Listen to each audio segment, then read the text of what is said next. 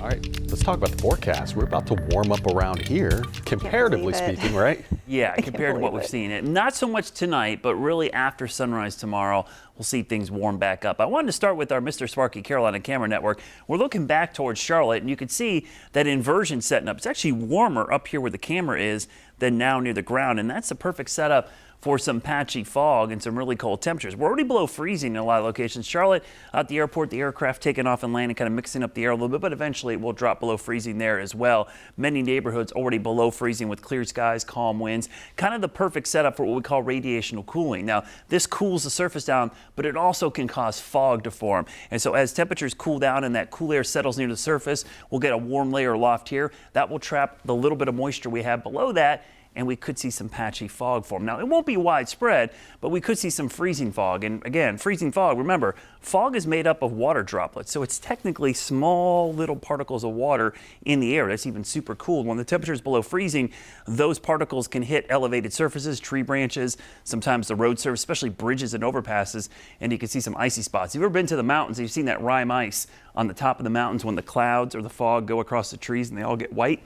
That's what happens with freezing fog on a smaller scale. So tomorrow morning, just keep an eye on that. If you drive and you see some low-lying fog, just slow it down. That could be some patchy ice in there as well.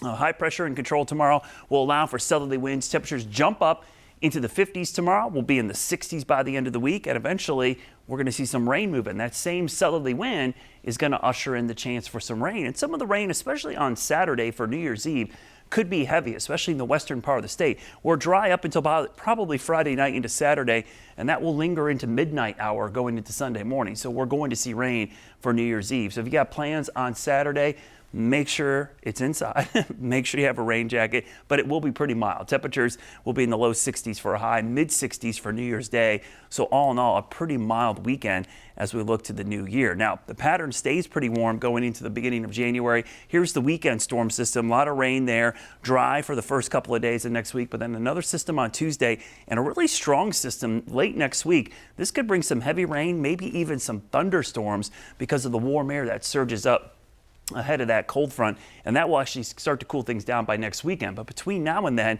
it's a pretty warm pattern. Eastern half of the country will see way above average temperatures. This is a complete flip of the pattern we just had for Christmas. We're going to see temperatures way above average in early January. Your Guy Roofing 7-day forecast will start with the 7-day. You see temperatures warming into the 60s by the weekend, mid 60s early next week.